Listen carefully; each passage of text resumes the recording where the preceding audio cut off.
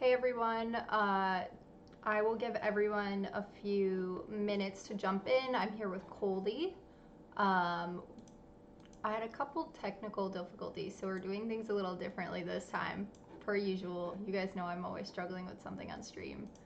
But this is going to be an awesome episode. Super excited to have Coldie here. And I'm just setting up the screen so you can see both of us.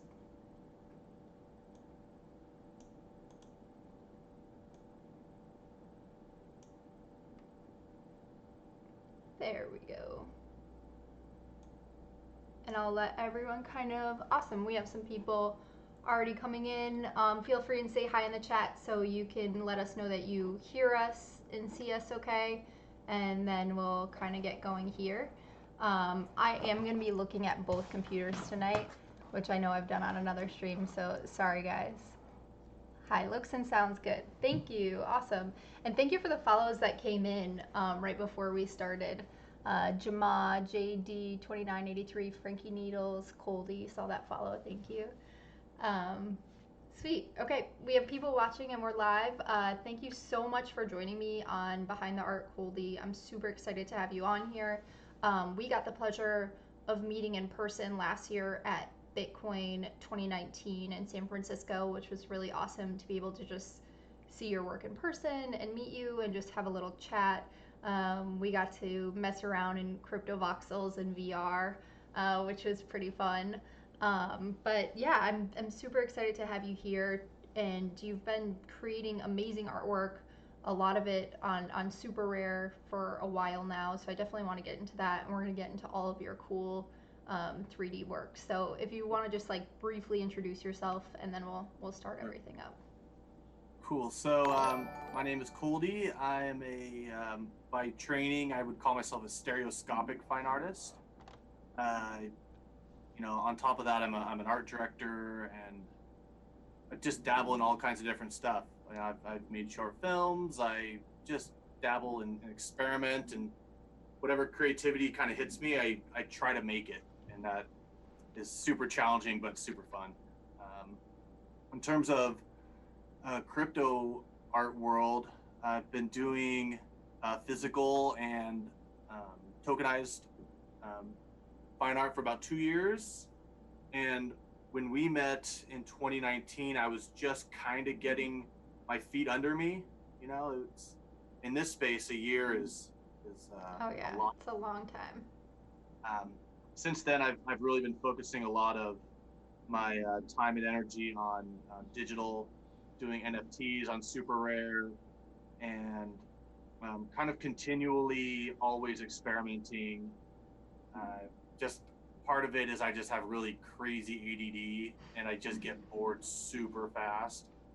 So I guess that's kind of a blessing because I don't want to keep doing the same thing. Yeah.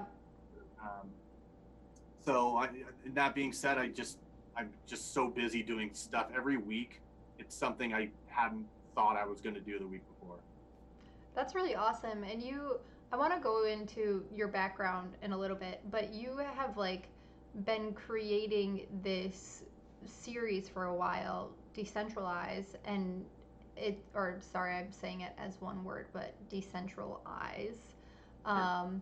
And when you're saying like you're getting ADD and going to different things, are you thinking about that series a lot and like switching different pieces, or are you thinking of like all sorts of different art and you kind of like hop between different styles or different series?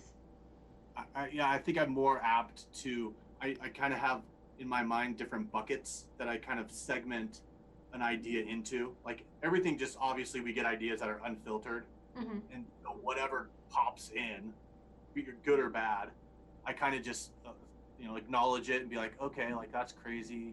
What bucket could that work in?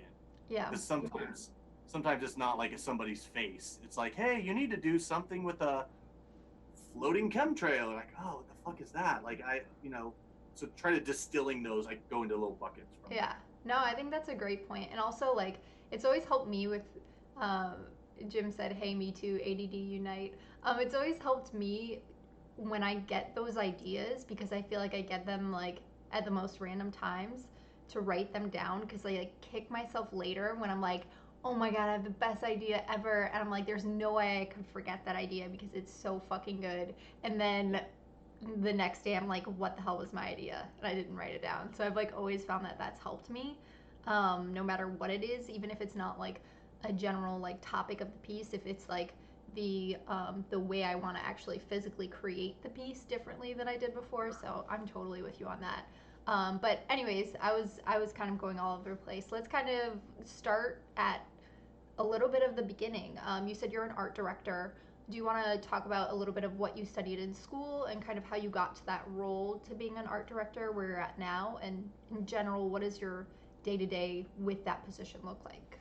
Okay. So we'll kind of zoom past the beginnings, but I had a really awesome high school graphic design teacher, and something about the people in that class, like there's guys that are DPing, director of photography for like Justin Timberlake videos. We have a guy that was an early Uber dude. Like something about our little niche created each of us these weird different guys.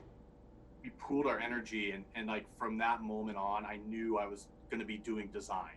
Like I didn't know how the hell to make it, but like as a kid, I just latched onto that very hard. So I took that and ended up going to school in Southern California. Um, it's Cal Poly Pomona, which is in the LA area. Okay. So I got a degree out there, and that led to my first, actually my second design job, but it was at LA Weekly, which is a major newspaper in Los Angeles. Yep. So I got to do their covers. I was like the lead designer for 3 years out of school, and I was just too dumb to know what I had. It was perfect. I was just so green behind the ears and excited to have a job of any sort. And looking back, like that was like the dream job. It didn't pay shit, but 100,000 people every week are picking up the paper, and you're designing it. You gotta first learn to iterate quickly at a high level, and it's the same thing where an idea comes in and you got to figure out within about 5 seconds if it's worth it or not. It's just like, so that was kind of You my probably learned so much from that job, like so many skills that you're still using from that yeah. job. So that job, I was like the in-house creative guy. I mean, add marketing campaigns, logos, whatever. Like, throw it over to Ryan. Like he'll deal with it. So that became every other job I ever got, because small to medium-sized companies need that one dude, and I fill that role. And I walk in, they're like, "Wait, you actually do all these things?" And it's not great all the time. A bigger team is better, but I know how. So Right. that's kind of led me to where I'm at now, where I'm at a construction company, and there's a large-scale West Coast company, and I'm the in-house creative team. Very cool. So the at that current position that you're at, being the in-house creative team, are you leading like a group of people? Are you taking on most of the tasks there? Um, I would say the lion's share of stuff I know how to do, which is anywhere from branding to just straight design and front end web. I can do all that, but then I'm basically, I would say, like the creative director as well, where I'll hire the web developer and bring them in, and then kind of project manage, make sure that stuff all gets going. But it's basically just me. We have a team, or we have a writer and a small team, but it's mostly all me. And do you feel like that is like that job is like your dream job and that you'll be there for a long time? Is that something that you're really excited about when you go to work and do all of your design work there? Absolutely not. No. Okay. I um, mean, no, I hopefully say your that joke. bosses aren't watching. No, they would even get it.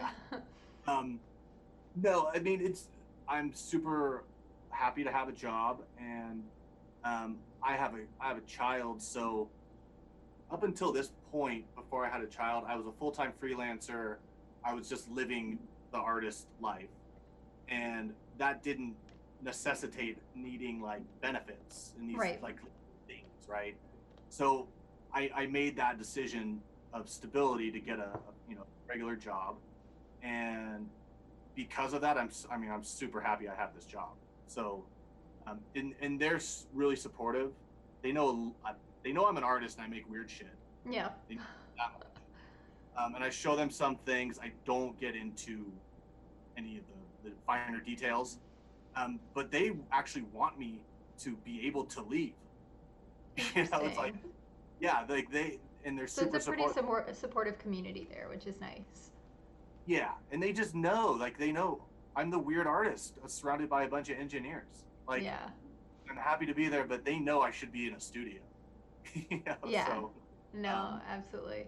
it's That's really funny you say that.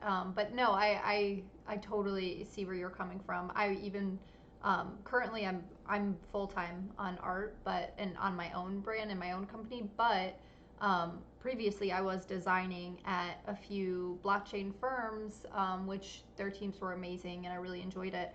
And even though it was design work, it was like I was still itching to like be out of there and spend all of my creative juices on my own brand and my own stuff. So I totally know what you mean. But it is really nice that you have the supportive community there. And of course, like you said, a huge thing that I feel like a lot of artists I don't know if they talk about. I haven't heard anyone talk about it. When you are working for yourself, like benefits are a totally different story. Like health insurance, like paying out of your pocket for it, or you know, a lot of people that freelance that just go without it, yep. which is also a scary situation, especially with what's going on in the world right now. So it's a very different experience, and it's a very different grind that you have to do. And when you already have so many like responsibilities in your life, especially like a kid, um, Yep. it's just something that it doesn't make sense for everyone, and or at everyone's at certain points in your life it doesn't. And I mean, first of all, congratulations. I think that is every artist's goal and dream is to be doing it. So pat yourself on the back. I'm sure you do. But like that's a huge thing. And I think a lot of it also is it's a leap of faith, and it's Mhm. more. I believe it's a lot of it's just our own inner doubts. I mean, obviously you have to be good at first of all art and business to do that type of thing. But besides that, I really think that if someone is in a position where that's an option, I think the fear and the doubt will sometimes keep someone from just saying, "Fuck it, let's do it." If all the other cards are lined up, you Yeah. know, like it's and when you are able to, I mean, I can't wait for that day to come around for me. It's just freedom. Yeah. I mean, No, easier that's so said than true. done, but you know. Yeah. Yeah. No, that's so true. So let's go into a little bit like how did you find crypto? How did you find, I don't know, did you encounter Ethereum or Bitcoin first? Like what was the process there? So I first heard about it in it was Christmas. It was our family Christmas gathering, and my cousin was going to MIT at the time, and just super smart, robotic kid, like always super bright. And he was excited. He's like, "Dude, I gotta tell you something. I am mining Bitcoin at my dorm. We're getting Bitcoins." And I had never heard that word before, literally in my life. It was maybe 2010, and I just it went over my head. Yeah. I said, "Cool. Like, how much are they worth? Like, what's going on?" And he's like, "Oh, they're not worth a lot, like a couple bucks, but we get one every other day, and you know, we just having fun." So, I don't know, cool. If I would have taken Grandma's Christmas money that year, I'd be on some Tahitian island right now. But Yeah. but Seriously. so that was like the seed planter, and then it was kind of right around when I started making art digitally. I think I found it soon thereafter. Like, you know, I'm interested in like um, other types of money, like sound money, like gold and things that aren't fiat based, right? So Mhm. that's like I'm always watching videos and listening to weird shit. So at some point, I was on one of those stations, and maybe like the watch next was a Bitcoin thing. It was very who knows. I wasn't searching for it. That's So so how did so when you got introduced when you were creating digital art, also I have some comments coming in. Havo has a really nice one for you. Who is he? An up and coming artist? um, but Hey, everyone else that came into the chat too. Awesome to have you here. Open NFT, Blockchain Brett, Spidey Hello. Monkey. I haven't seen you in the chat. Nice to see you here. Mag NFT. So when you said you found, you started really getting into crypto just through digital art, like, how did you find out about tokenizing your works? How did that like start to pique your interest? It was one of those. I just like jumped in a rabbit hole one day. I think one day I typed in like Bitcoin and art, and then I Mm-hmm. saw the OGs, just like super top level Google search, like oh crypto graffiti, whoever that is, like making cool shit. Good, like I don't know. So then a couple days later, I typed in Bitcoin art selling, so just something else stupid, and then that brought up Rare Art Labs, and I kind of just stopped there. I was like, this is it. Yeah. So hit them up, and they told me, they people don't know, they do ERC20 tokens, and they were before before Super Rare and Known Origin. I don't. They were just early on. So I hopped on there, and Xcopy and Hackatow were on there, and none of us knew who each other were, but I got to start seeing them super early on, and from there I just started like tokenizing. I think I had like six or so pieces on there, and there was no community. There was nothing like this. There was no whales splashing ether everywhere. Like there was Yeah. nothing, Yep. right? So I went to a show in San Francisco, this super small 1 day crypto show. I called up the guy doing the show and said, "Hey, can I do a crypto art show at your event?" And he didn't have shit going on. He's like, "Are you serious? You're gonna bring the entertainment for free?" I was like, "Why not? Like, let's do it." So, Do you um, remember what show that was, or what was it a conference? NAC3, you Okay. heard of it? No. Bless them. I don't think it's still going. Okay. It was a quality over quantity thing. There was, there's some good people there. But I found one guy, and he bought 3 NFTs off of me, and he was about to buy the whole the Astronaut series I have. Yeah. It was floating. He was about to buy all 15 of them, or what? Maybe no, there were 10 of them, and I was like, sure. Like in the back of my head, I'm like, is he buying my whole market right now? Like, what is this bad? So he got too wasted, and he ended up buying one, which was fine. Um, That was his cover. No.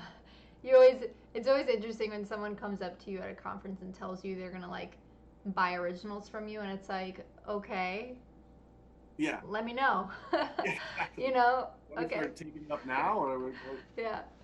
um, it is funny. As things would work, he randomly reached out to me like 3 days ago. He's not like on social at all, but he said that he had just randomly like looked up what I was doing, and he was stoked to see my new stuff. And I told him I think he has the most rare Coldie NFT ever. Like because I Damn, that's awesome. burned them all because I sold him 3 things, and I think I sold like one other, and I didn't. Those things were like dead to me. Mm. They were an experiment, but they didn't. There's no value. Because of the platform, or because you had lost interest for a moment? Well, okay, so not dead to me is maybe a little extreme, but um, so the ERC20s are not, they aren't 721s. There's not like someone explained it well. They said it's like having a receipt for owning something, but it doesn't say which one of the edition you have. It's just like one of 10, even if you bought the first one. So that's not really great. And it just became old tech. And Mm. where I was going and where that was, what I decided to do was like create value for the early collectors by burning all the extra tokens. Sure. So, um, and for now, I'm still wrangling. I'm still figuring out some of the details. But so that guy has like one of the only 4 Coldie ERC20 tokens. So I just said, dude, I don't know, but just so you know, I think that think you did good. Pretty good. Yeah. That's So, awesome. Um, Sorry, I was just reading the chat. That's pretty cool. So you kind of just like jammed your way in. Like you're like, I yeah. want to figure this out. I'll look it up and then I'll go to this show and just show some art and let's see how it works, which is pretty And cool. as it went, I mean, when I started doing crypto art, I had like two pieces for the first thing I went to. I had like the astronaut 3D glasses piece, and I had another piece that I made for Puerto Rico. They have a big movement down there, and I have a friend who is part of it. So I made this like fucking awesome light up lenticular Puerto Rico piece that's so fucking sick. And I say that because it's kind of funny. Um, I put a word on it that I thought was doesn't matter. It's Puertopia. Sounds like Utopia in Puerto Rico, right? Yeah. It is not. Okay. So I'm not going to say what it is, but if anybody here wants to go on Google and type in Puertopia, It's bad. Okay.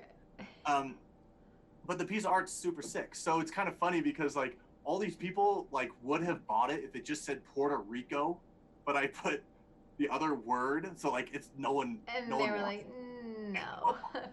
That's So awesome. That's so so I funny. went to a show with those two pieces, And and they then were like, who are you? Why are who the you fuck are here? you? Yeah, yeah. I was next to all the startups, right? So I would go to a show and ask for. I would say, hey, do you have a place for an artist to set something up? And obviously, 2 years ago, nobody had anything like that. You know, some conferences are still like that. The conferences that I go to that I'd say really celebrate art are Bitcoin 2019, 2020. You know, that was their first year and they had a big showing of art. The Yeah. biggest I've seen. Um and if NFT NYC is one of my favorite conferences to go to. I love it, love it, love it. I'm both years. It's probably I met actually Connie there this year, but I don't think anyone else was showing artwork besides myself. Yeah. And then at like Satoshi Roundtable, there was myself, Crypto Graffiti, and then a guy whose brand name is Crypto Art. He's been around for a while, but really there aren't like and maybe consensus, it's me and Crypto Graffiti. But there's just not. It's not a big thing at conferences, and I think we'll start to see once the world starts to open back up, and everything. I think we'll see a lot more because the weird thing and exciting thing is that with this lockdown, and we were seeing it a little bit before that too. Other like mainstream like really awesome people, mainstream crypto people started getting interested in NFTs and the art and all of that because like if the NFT world, like I was talking to someone the other day, like right now we're like 2011, 2012 of what crypto, like what Bitcoin is. So we are still so early. Like everyone listening into this, like this is a small community and imagine, you know, some people might have been in this. I was not in Bitcoin in 2012, but hearing people say that who have been in Bitcoin in 2012 saying NFTs is like that Sure. is really, really exciting. And I think we'll start to see a lot more of that, like conferences just like inviting artists and celebrating artists because the art that crypto artists are producing, you know, has like we're telling our journey in this sphere and a lot of that connects with other people that also have that journey in this sphere and it gives them something tangible to, you know, connect with and have something beautifully, you know, visual on their wall. So anyways, I think there are a lot of conferences that are still weren't quite there at least with their last conference but are totally like getting there, which I think is pretty exciting. And obviously Yeah. we're both really lucky that we can go to conferences. A lot of people can't, but it's really exciting also seeing the virtual conferences going on right now too. Totally. Yeah. Yeah. I think. I mean, I'm pretty landlocked. The only place I can tangibly get to is the Bay Area. Yeah. Luckily, it's a cultural hub, so at least I have something nearby. Yeah. But I mean, traveling for shows, especially with physical art, it's almost I hate to say it, it's almost not even worth it. It's just like Depends see, on the show, but I yes, shouldn't say that, but yeah, like, it's a yeah. lot of extra logistics involved. Oh yeah, it is. It's brutal. I normally we always joke. My fiance always says, "Oh, it's time to go to a conference. I know you're going to be sick for the next 2 weeks because I Mhm. always get sick. Either like go on my way to a conference or right when I get home for like 2 weeks because it's so physically exhausting. Um, but yeah, no, it's crazy.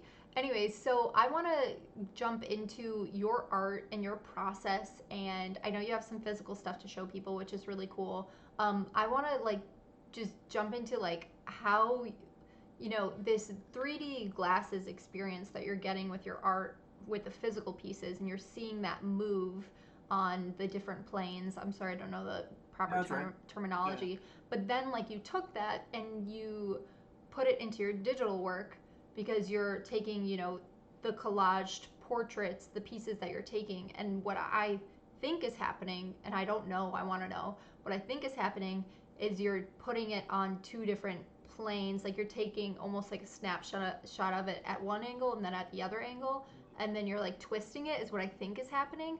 But I love that you've like connected this physical experience that you get with the 3D glasses to your digital experience. So can you just Yeah. like tell everyone a little bit about maybe how you do that and Sure. Yeah. I mean, kind of the thinking behind it was, I mean, I've been doing 3D art for 10 years now, and this is the age-old problem. Is I mean, I have 3D glasses in my wallet. I'm probably the only guy that does. I yeah. mean, it's having, I'll be somewhere and I'll whip out my 3D glasses and look at something, and everyone always stops me. They're like, "Hold on, you have 3D glasses in your wallet?" I was like, "Don't you?" Like, duh. Yeah. It's everyone should. You should start like bringing extra pairs for other people and be like, here, now you can keep this in your wallet. I do. Oh Oh, yeah, yeah, okay, yeah. cool. No, I totally do. Um, so, um, the problem with what I was doing at the time and still am, a lot of it you would wear red and blue 3D glasses. That's the easiest way for the image to kind of pop out and get the depth. And 99% of the world doesn't have those. So I had to figure out a way to get my my artistic thoughts to the people who didn't have the glasses. Hmm. So um, it's been around for a millennia. A GIF that does a little two-image clip. You see a perspective shift. Those are the stereoscopic images that are just rotating. So you kind of get a little peek around the corner. So I made that. I think my second variant of the Talic for the decentralized. If you look at the chronology, and I'm making a CV gallery where it's gonna like have the life of the whole thing Hmm. order of release, because it makes so much more sense when you see like two Vitalics, and then I did an Andreas, but the Andreas was kind of the same idea, but then I had a quantum leap on Andreas, so then I said, oh shit, I got to do that to the Vitalik. So they all just like there's this synchronicity that they're all kind of like doing. Um, so when I figured out the two little shift thing, I was happy. I was like, okay, that's stereoscopic enough for people without glasses, and that's just the rabbit hole. From there it was like, well, can I do four pictures to just get a little bit more around the corner, and then once you start doing that, then you're just doing 3D animation. I mean, Yeah. it's different than stereoscopic pictures. Yeah. No, that's a cool progression for sure. Like just thinking of like you wanted people to have that experience that they had with the glasses, that you wanted them to have it in the digital. So I like that a lot. Do you have anything in particular that you want to show right now, or do you want me to ask the next question? I don't know if this is a Um, good time. I don't think I have any 3D. The only 3D glasses plug I can do is the They're cool. Hackatow Coldie 3D glasses. Those are so cool. So these me and Hackatow did Collab. collab on Super Rare, which was one of those just awesome, grueling collaborations of how do we make this awesome and stay true to each of our respective niches. So in the process of that, I told him like he had a character that I was going to animate, and then I said, hey, why don't we add some 3D glasses on it, just to add another level of depth, and that's a Coldie, um, nod or whatever. So he drew these out for the frames for the artwork, and when I saw those, I was like, holy shit! Like this is too good to only live on a piece of art. Like Yeah. I've always wanted to make my own glasses frames, but never had like a real reason. So I said, "Hey, can we use those and run some glasses off?" And they were stoked. They're like, "Hell yeah!" So how many So, pair of those are there? so I got a fair amount because you kind of have to when you're Yeah. buying production line. So I have 1,000 of them, Mm-hmm. and the goal is twofold. Some of them are going to be just for people to get a pair. People who buy a piece of 3D art will get a signed pair, and then it's also just added thank yous. It's just a Yeah. little tchotchke. So Yeah. No, I mean, it's a very nice tchotchke to have with your piece. Some of the comments that came in. Oh, Jim said, oh yeah, Jim said once the virus is over, we were talking earlier about conferences that Token Smart is going to have a physical conference, which could be very, very cool. And then San also, Francisco, right? In San Francisco, that sounds great. yeah, we'll see. And then I'm Chicago, so I'm in the middle. So I'm always there's nothing in Chicago. I either have to go to San Francisco or New York, um, or Mexico or Paris, which I don't complain about those either. Um, but Jimmy and Brett want a pair of those. Hava says, yeah, we all want a pair of those.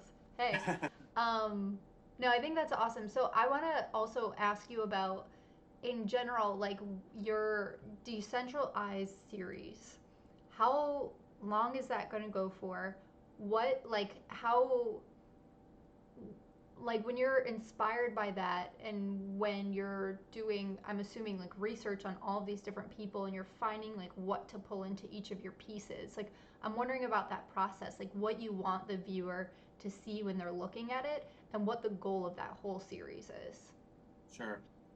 Um, in terms of the length of the project, it's an ongoing project. But that being said, the when I okay, so when I see a picture of somebody on a wall, no matter who it is, that person is being personified, and it's it's not a deity thing, but it's like you're giving them extra energy by putting them in a piece of artwork.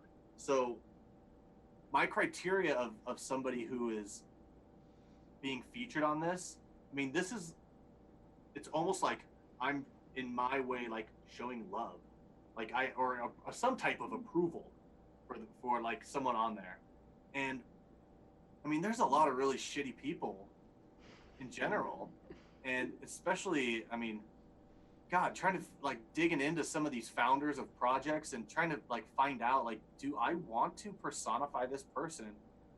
And oftentimes I don't.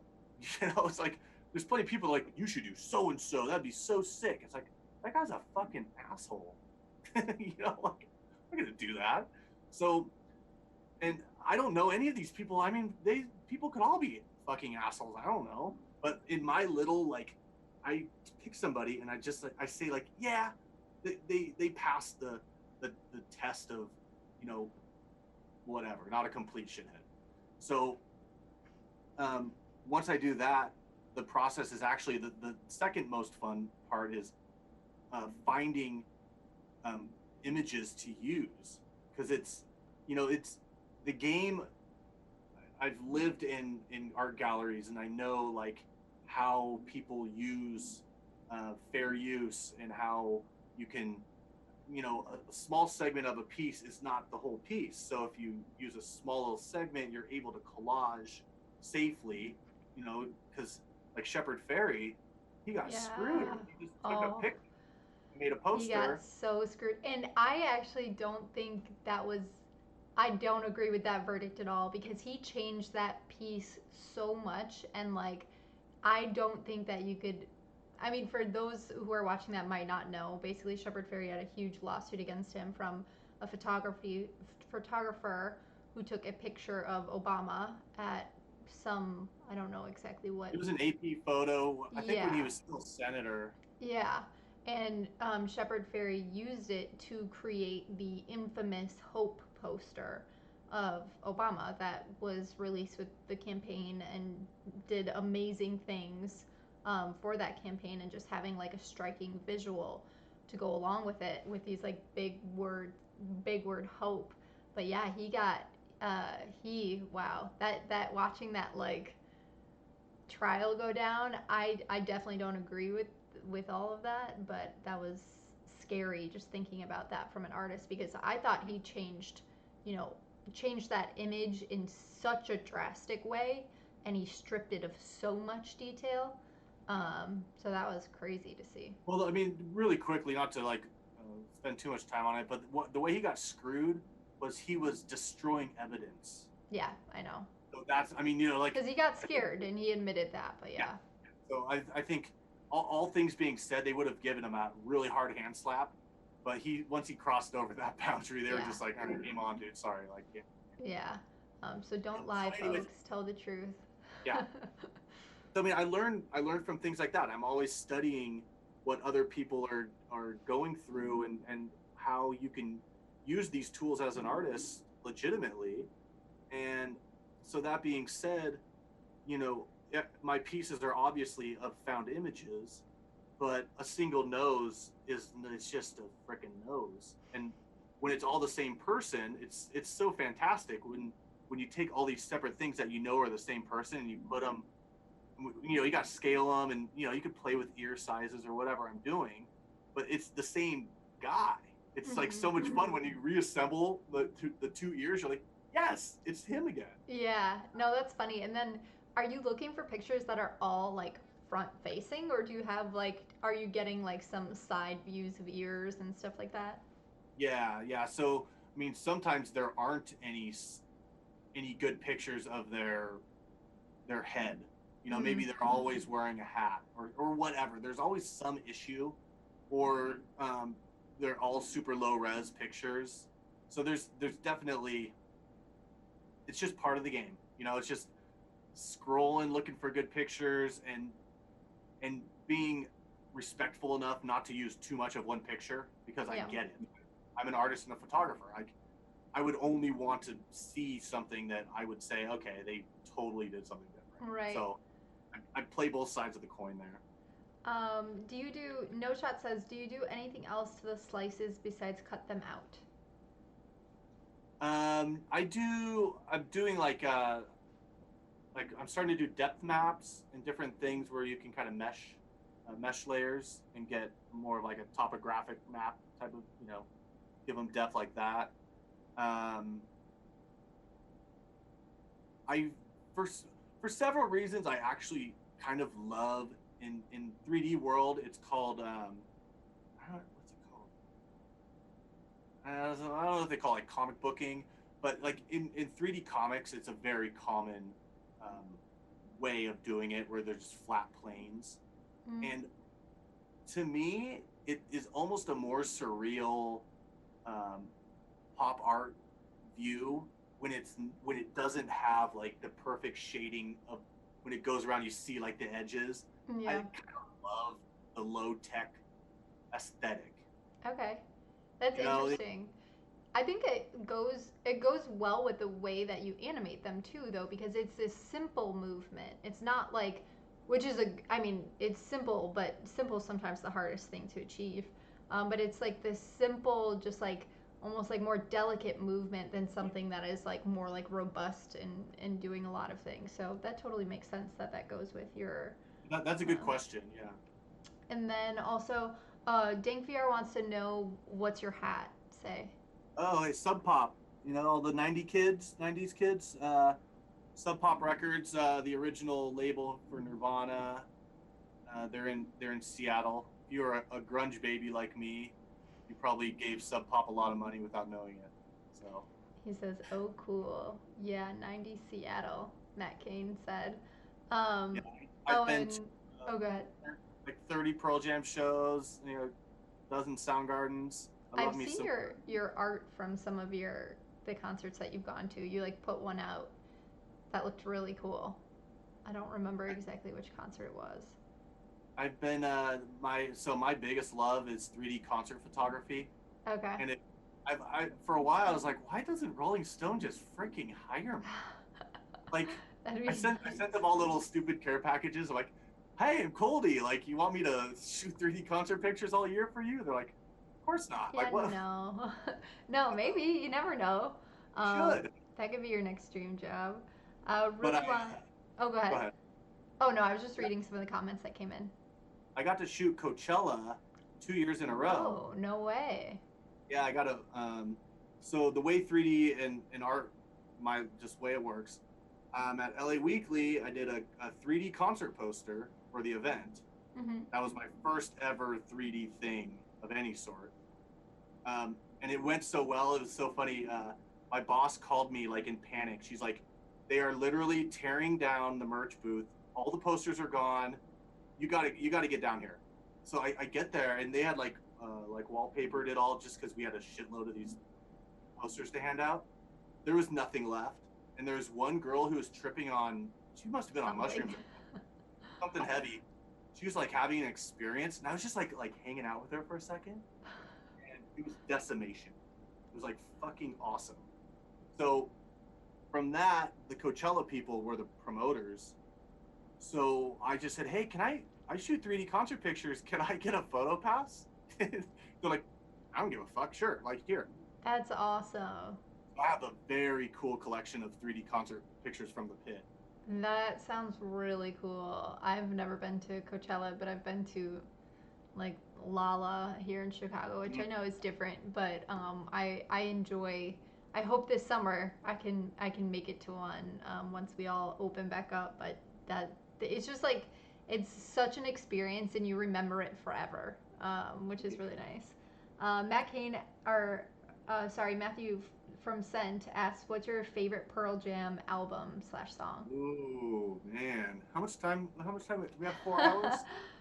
Um, that's a good one. I would actually say I love No Code, which was like their middle album that probably everyone would want to hate. But it's like when I was in the studio, when I was freelance and just living the artist dream, and I would put on No Code. Those were the magical nights. There's something Hmm. about the flow, and it's just this like thing that happens. Um, for me, a lot of that revolves around what space I'm in for a certain time or what I'm trying to accomplish. And Pearl Jam No Code puts me in a happy place. I'll tell you that. All right, well, there's your answers, guys. More, I can, yeah. Uh, just reading through some of these. Oh, No Shot likes your quarantine beard. Oh, thank you. Yeah, it's inspired by him. He told me I could do it. Yeah, no, No Shot's beard was huge because when I saw him in February and I met him at NFT NYC, I don't remember. I mean, I think he had facial hair, but it definitely wasn't. His beard wasn't as big. And then on the stream, I was like, "Whoa, all right, that is definitely a quarantine beard. It looked great." I always like guys, cause not all guys can like grow out their beard like that. Like he Dude, has like a this is full grow. This like it doesn't get bigger. yeah, like his It's like is a rat big. nest. Yeah. Yeah. Um. Oh, there is Easy in Crypto. Really want to learn more about 3D modeling, art, Magic of Voxels. Magic of Voxels got me hooked. We were just chatting about Magic of Voxels. Magic of Voxels is awesome, and there are like some really. It's just such a nice like. It's a free tool. You can make really cool stuff in Crypto Voxels. There's a little bit of a learning curve, but definitely not as much as using something like Blender or ZBrush or even some of like the VR 3D art like Well, Josie, tools. we got to touch on the voxel I sent you last night. I think it was. Yeah, I think it was last night. So I'm working on a secret project. Wait for the pause. Yeah, Uh, let's see what so people say. I'm working on a fun, silly little project that's like an art installation piece inside of crypto voxels. And part of it is a gold miner, okay, like for my proof of work art piece. And oh my god, I was like, okay, I just need to try to make a gold miner right now. Sounds very hard, Your but let's try. first project in Magic Voxel, which is Yeah, a ambitious project to start off with. I mean, I do have about 4 versions of 3D glasses I've done, Oh but yeah, true. those are Sorry. pretty basic when you Yeah. break it down. So what I sent you was like a whole night's work. I was just like, oh shit. Um, and I just, obviously didn't hit the mark. It's like the first time you pick up oil paints, like it's not gonna look good. So Yeah, it didn't look bad. I could tell what it was. It did not look bad. And I was impressed that you were doing it on the 32 by 32 by 32 scale because I like when I think about it in my head, I'd probably make the guy bigger and then do like the accessories in smaller ones, but you fit it all into 32 and it looks like a gold miner. So, hey. yeah, thank you. Would I release that? I don't think so. I mean, it's like, but I loved it too. I was like, wow, I could do something with this. That's so Um, funny.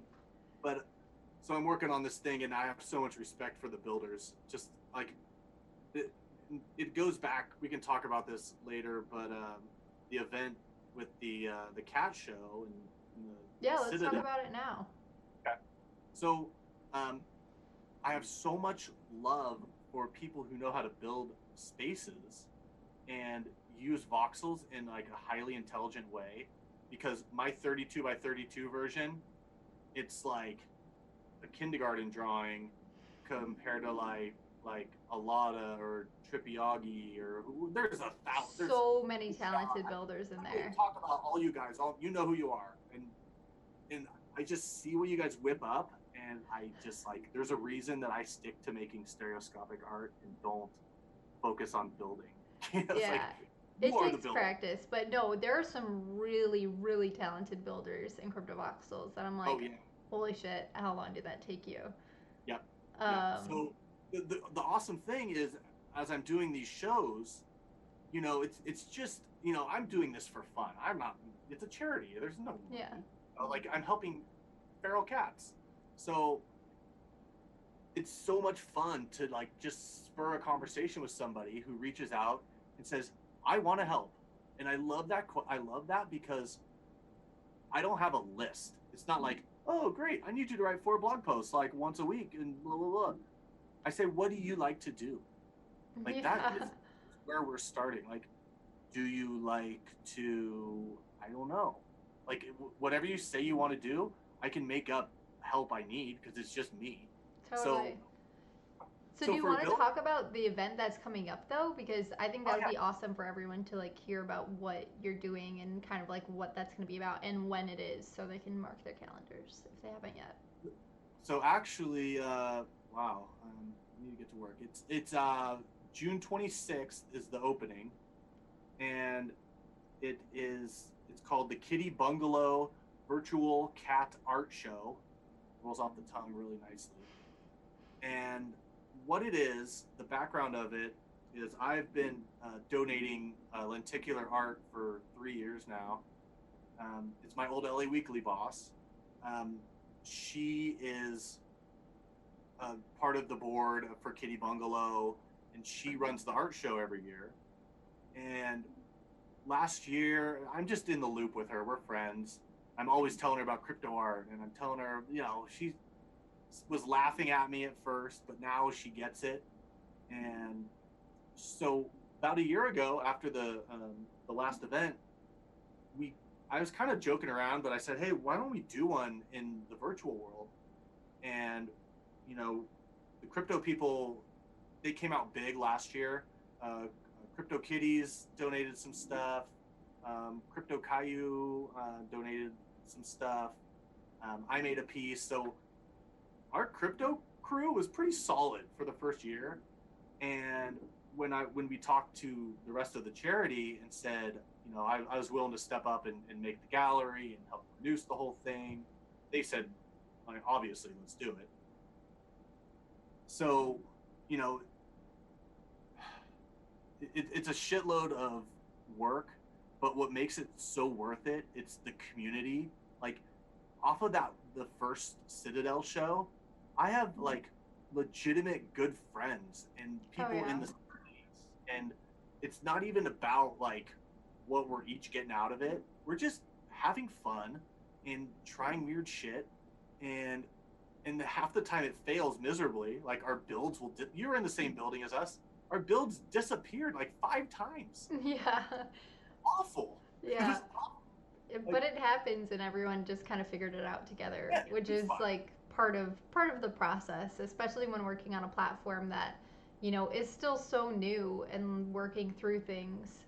We also just had a question come in from AgroCat. Hey AgroCat. Is CryptoVoxels the preferred platform for artists and collectors? I may get a parcel on the new island. Um, I totally recommend getting a parcel if it's in your budget and it makes sense. Absolutely. Not only in the long term, it can be an investment, but in the short term, it's such an amazing space and community that has grown so much.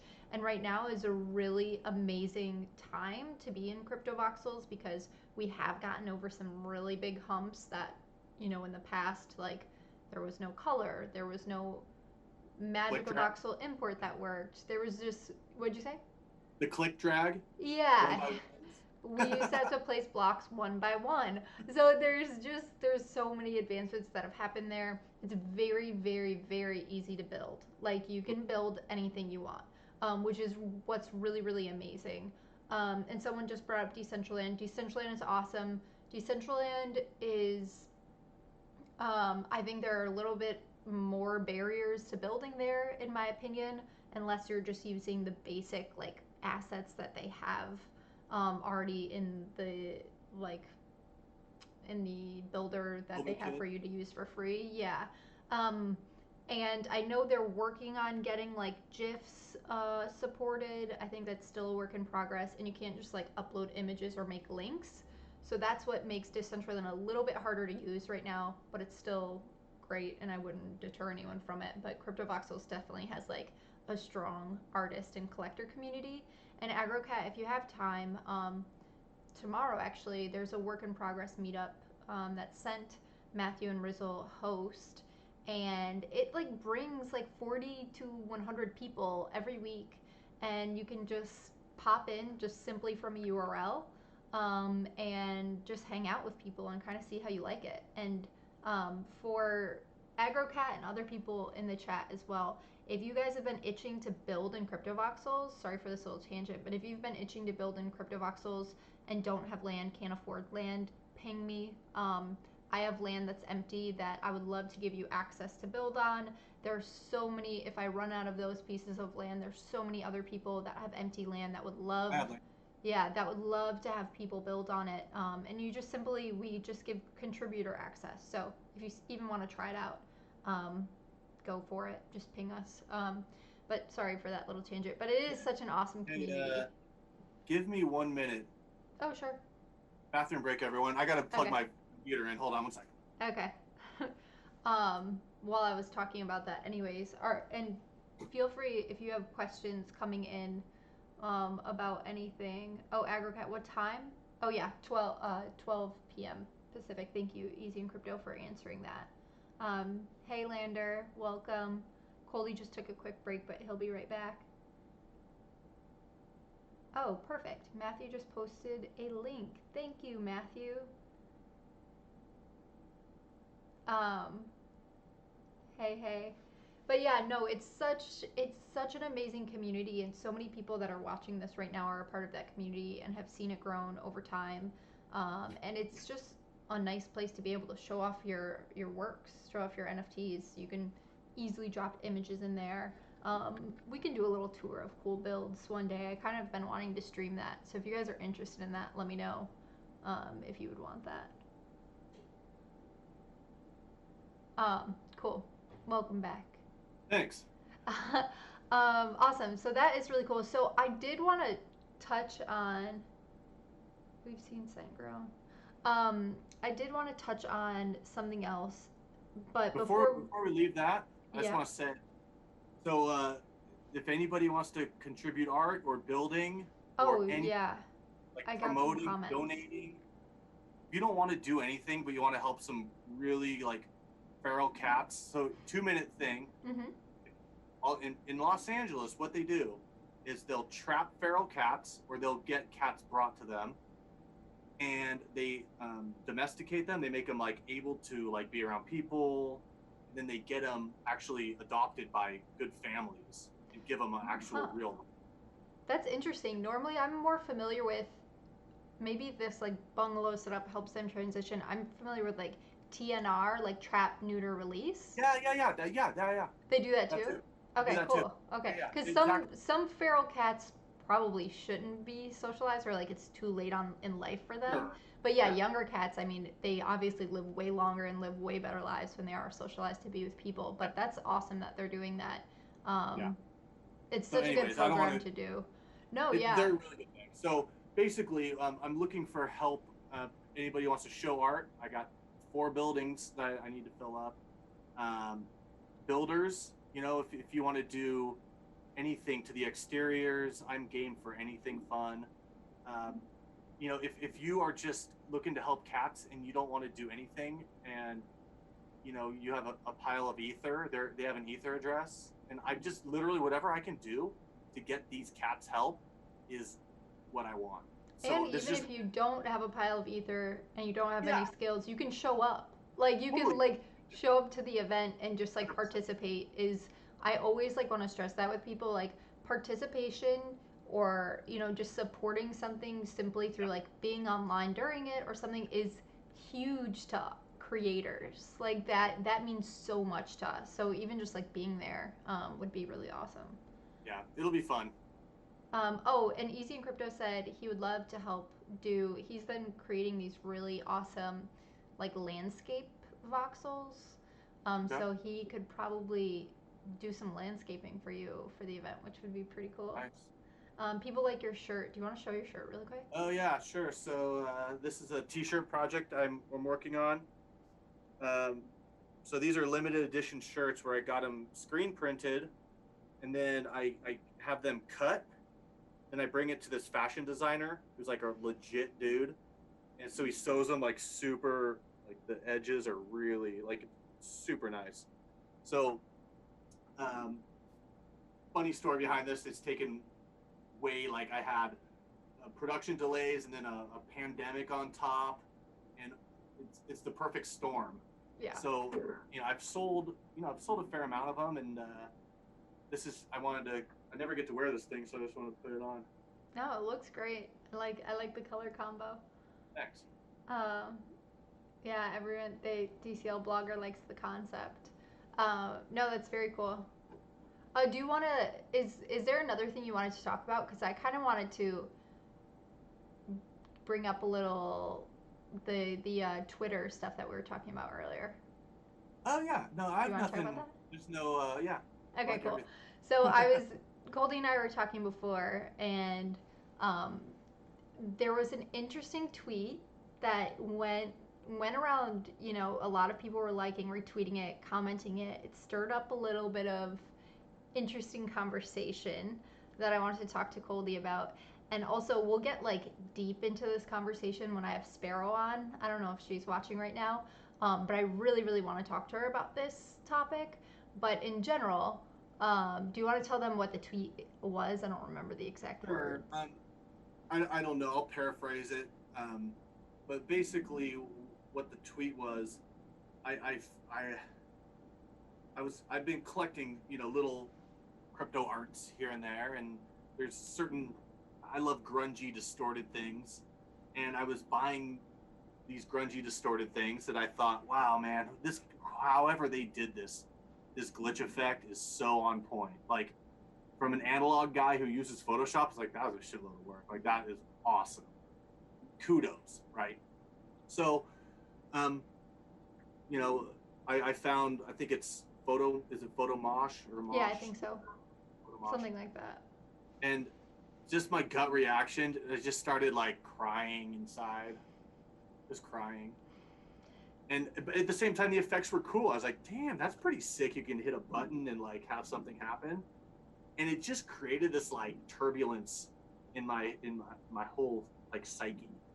And it just it I come from a background of um, it's so hard to explain. It doesn't even matter. I mean, art is art. Um, the art that I find myself drawn to in the past are things that are like technically um, there's a process to it, and it's just like I get wrapped up in the story of a piece of art, and maybe Totally. that's on like wanting to know like why did you move that pixel over there? Or, well, why did it glitch out at 3 seconds instead of 4 seconds? Like what's it all about?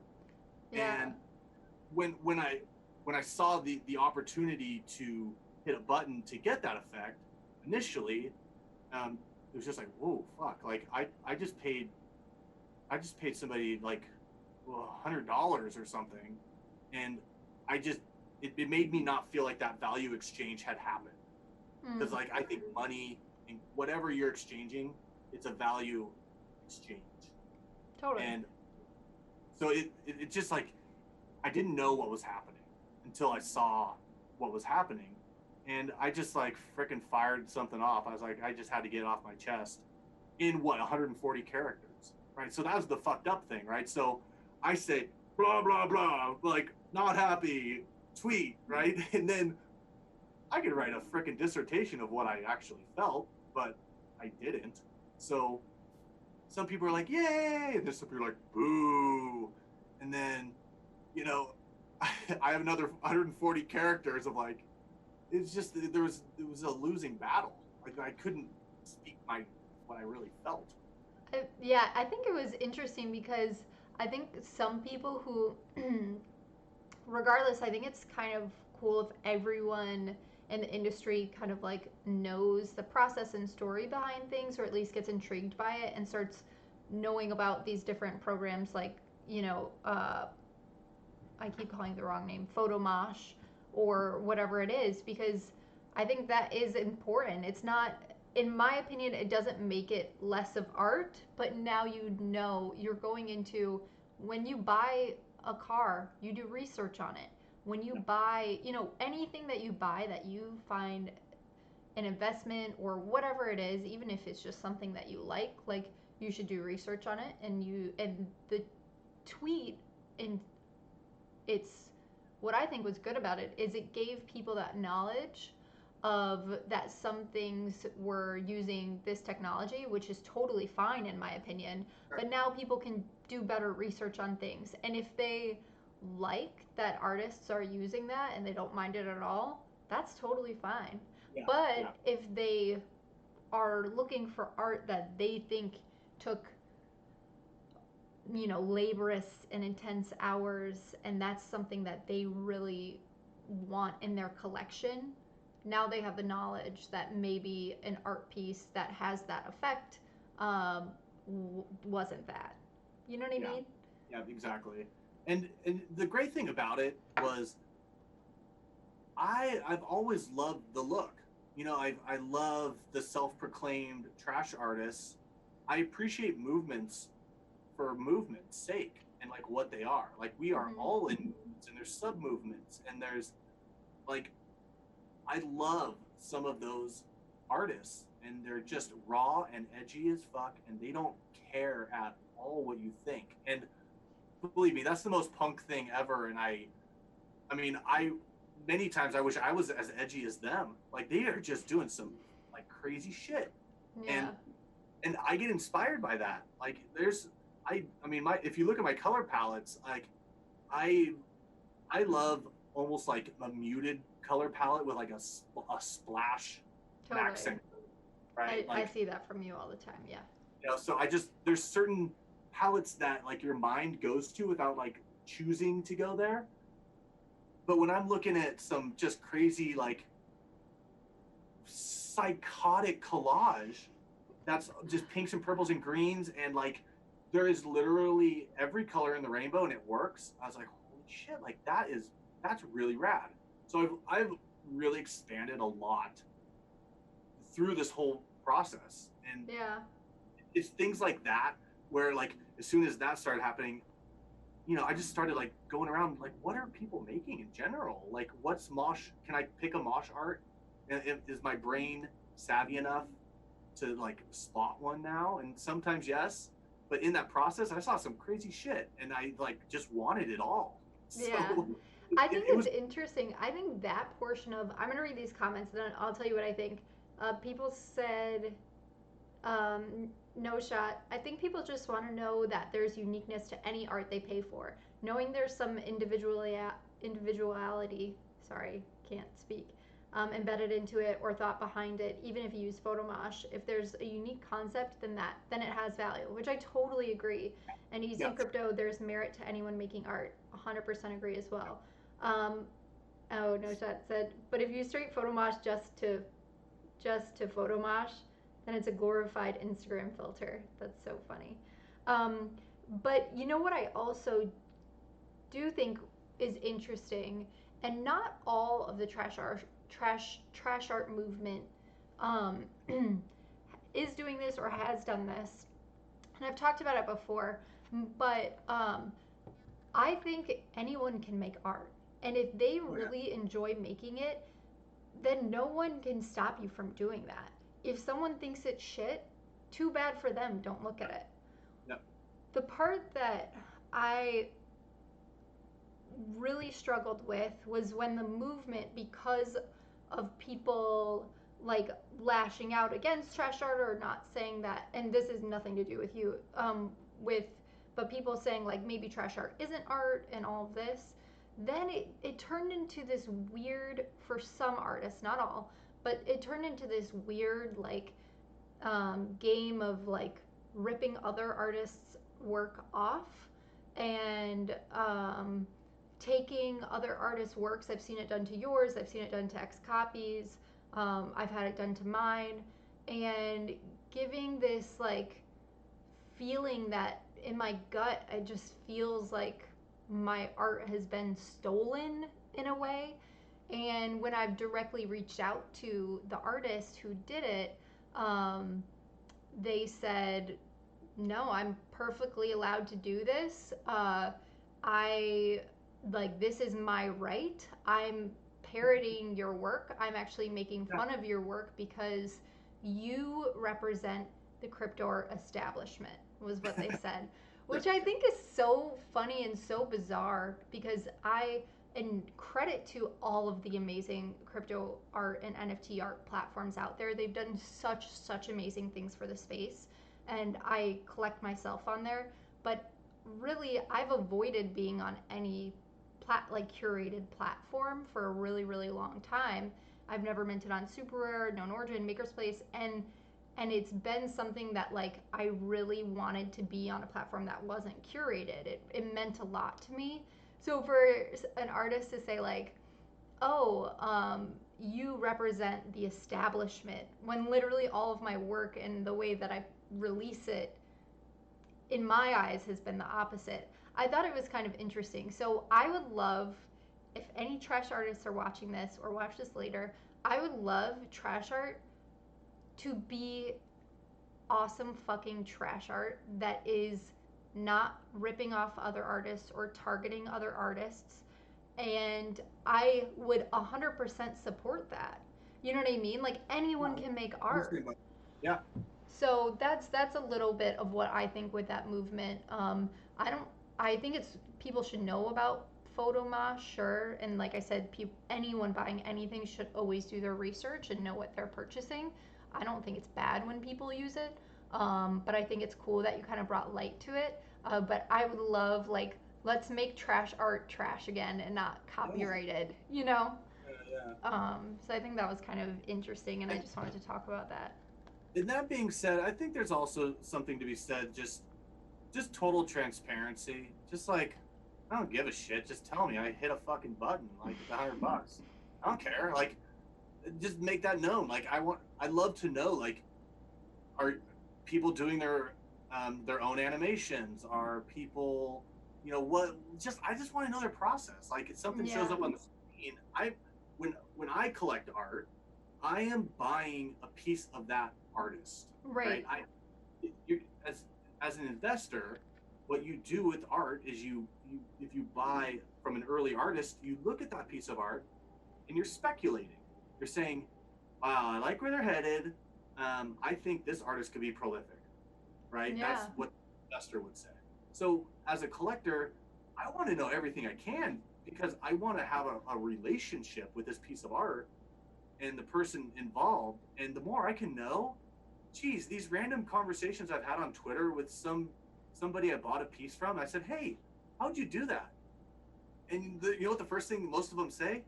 That's weird. No one's ever asked me about like what this is about. I'm like, please, like that's all I want to know. Yeah, Like, enlighten me.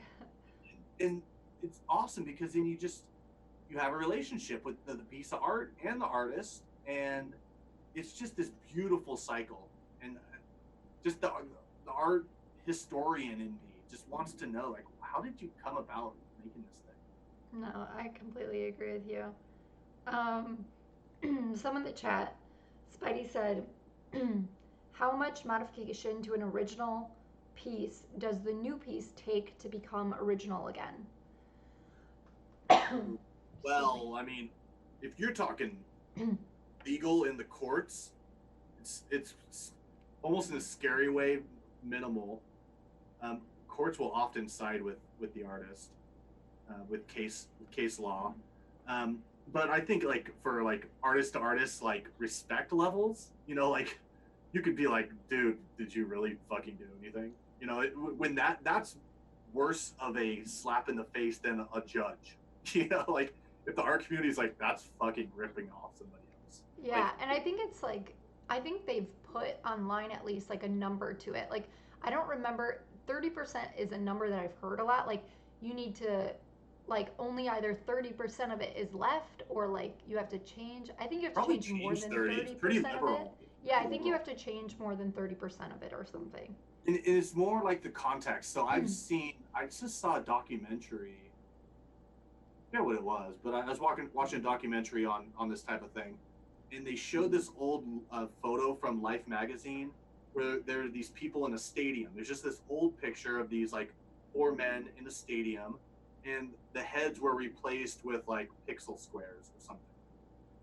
And Life magazine and the photographer like took them to court, and the judge ended up saying the intent and the modifications were so drastic from what that photo represented to how it's being used now that the artist was sided with, and they didn't lose the case. So it's a lot of it is like the intent of fair use and appropriation. Right.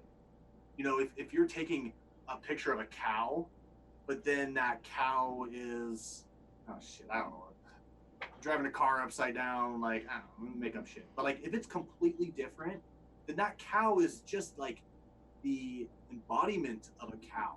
It's not the cow that so and so took a picture of. Right. Totally. Not legal advice. Not, what'd you say? Not legal advice. Oh yeah, not. I'll put a little disclaimer at the bottom. Spidey Monkey said great points. Um, yeah, sorry, I was just reading some of these that came up, and people were just agreeing like uh, to not be shitty to each other, and it's cool, which I totally agree with. Yeah. And it's such a small, amazing community, and I think there's so much space for all of us and so many more. And the space is only going to continue to get more talent, more people, more opinions, finding ways that we can all sort of like just live together. You know what I mean? Like we'll Yeah. just make it best for all. I think. Coldie, what are you drinking? Oh, great question. Actually, it's nothing fancy. It's my, I guess it's a local. It's called Founders Session IPA. Very nice. A little Wait, I lighter think on. someone is Session a brand or is it No, a it's like a type? style. It's like a low octane. Okay, because I think someone else was drinking that before. Maybe it was you, No Shot. I don't. I don't drink beer at all, so I don't know. Coldy, do you believe that the Bitcoin community undervalue the use case of Ethereum like NFT art? And also, before you answer that, if anyone has any questions, start asking them now, and then I'll ask Coldy live, and then I'm gonna probably do some of the rapid fire questions at the end. So ask your questions now. But yes, Coldie, do you believe that the Bitcoin community undervalues the use case of Ethereum like NFT art?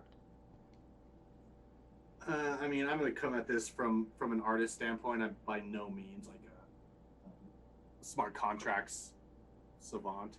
Um, I do see like when we went to the Bitcoin conference, it was the kind of unspoke of thing that you also had. You know, like I had all my lenticulars up on the wall, the 3D glasses stuff. And now it's easy for anyone to digest. But then it's almost like, hey, do you want to hear about Ethereum tokens? I also do NFTs, and you had to feel them out. Oh, you do Ethereum? I'm out of here. Like I'm not. No way. That's shit. Yep. And I say I'm an artist. Like if Counterparty was like actually like easy to use and doable, I fucking tokenize my shit on Bitcoin. But you haven't. I have not seen that. So my only choice, and a choice that has been working for uh, transactions that are not like multiple thousands at a time. It can take 5 minutes usually, not during like a crazy like bidding war, but like in general, that's an okay use case in my book for Ethereum. Like, is the whole Ethereum project going to make it? I don't know.